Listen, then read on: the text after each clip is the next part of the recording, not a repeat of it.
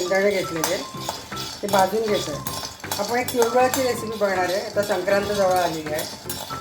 असं पण थंडीत तीळ खायला पाहिजे म्हणतात. तर भरपूर फायबर, कॅल्शियम, चांगले त्याच्यात गुण असतात. तर तीळ थंडीत खायला पाहिजे. तर त्याच्यावर गूळ पण आपण वापर करतो आहे. गुळामध्ये पण आयर्न असतं, उष्ण प्रकृतीचा असतो, त्यामुळे आपण तिळगुळ खायला पाहिजे. हे अर्धा कप शेंगदाणे आपण 2-3 मिनटं भाजून घेतलेले खरपूस आहे, ते आपल्या काढून घेऊया.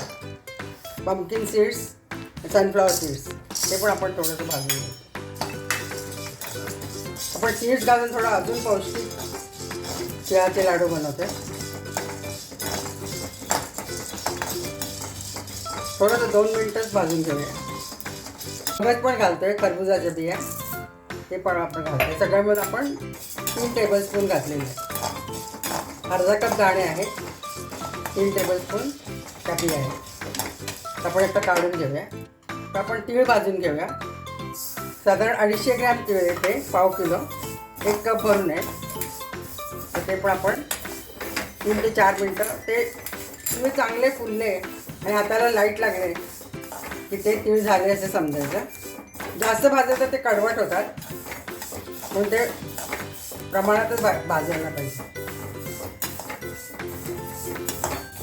3 ते 4 मिनटं मी हे मध्यम गॅसवरती भाजून घेतले. त्याचं तीळ झालेले आहेत आपले. तर ते आपण तीळ पण काढून घेऊया. हे अर्धी वाटी किसलेले सुकं खोबरे ते पण भाजून घेऊया. सगळं भाजून घेतले तर व्यवस्थित टिकतात ते लाडू, म्हणून आपण भाजून घेतो.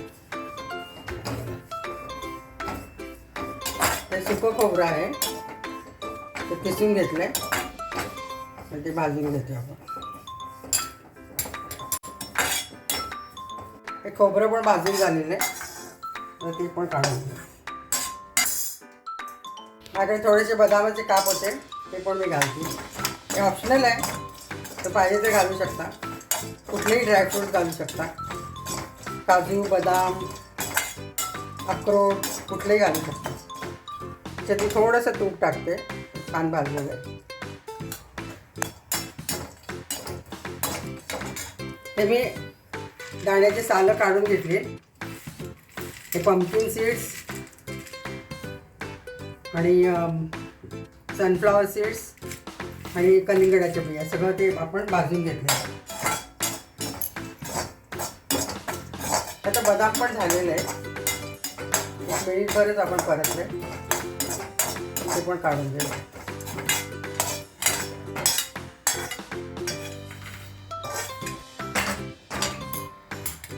आपल्याला त्याची सगळी पावडर करून घ्यायची.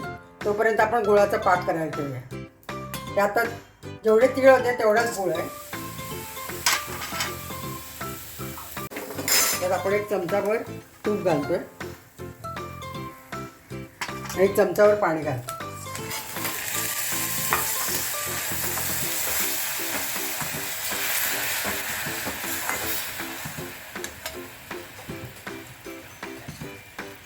गॅस कमीच आहे. आपण गूळ विरघळेपर्यंत फक्त ठेवणार, पाक करायचा नाही आपल्याला, फक्त गूळ विरघळून घ्यायचं आहे. आपण शेंगदाणे थोडी जाडसरच भरडून घेणार आहे.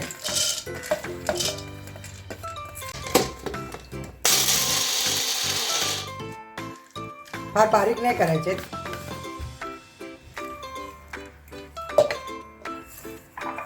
बिया पण आपण थोडेसे भरडून घेणार.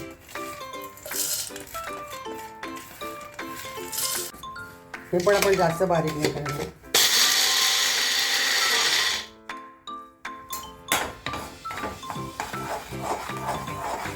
मध्ये मध्ये आपल्याला गूळ हलवायचा आहे.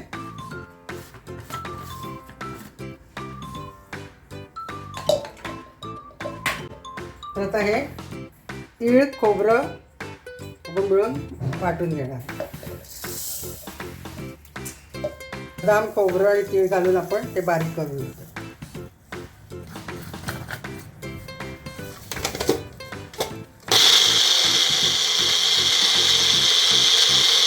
गूळ पूर्णपणे विरघळलेला आहे. असे बुडबुडे आले की आपल्याला गूळ झाला असं समजा. तर आपण याच्यात आता हे तिळाचा कूट, तिळ आणि खोबऱ्याचा कूट आहे. त्यात आपण शेंगदाण्याचं कूट आणि पाहिजे तसं घालणार आहे. याच्यात आपण तो पाक घालणार आहे. नंतर परत तो कूट घालणार आहे. पाक झाला आता त्याच्यात घालतो.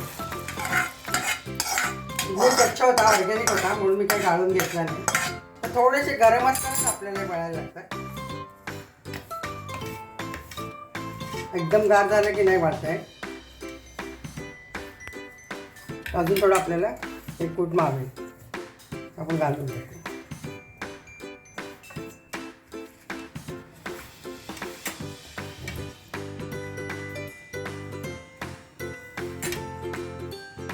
मध्ये मध्ये दाणे तोंडात आले की छान वाटतं दाताखाली, त्यामुळे मी थोडेसे अर्धवट कुटून घेतलेले.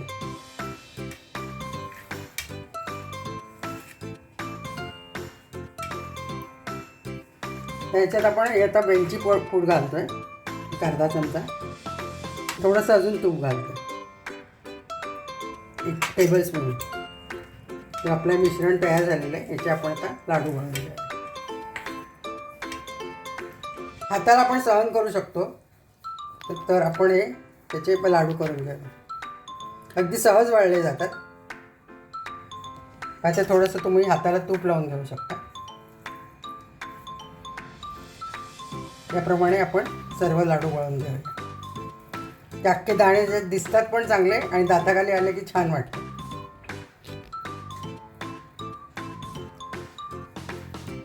मी फोडून दाखवलेला आहे. तर बघा किती मस्त झाला आहे. एकदम टेक्स्चर चांगलं आलं आहे याचं. हा असं सीड्स घालून, सगळ्या बिया घालून, बदाम घालून मी लाडू केले. तर तुम्ही करून बघा, खूप छान होतात. तुमचा अभिप्राय कळवा मला, कमेंटमध्ये कळवा. तुम्ही हे कुठून बघताय ते पण कळवा आणि मला त्याचा अभिप्राय कळवा आणि माझ्या चॅनलला सबस्क्राईब करा.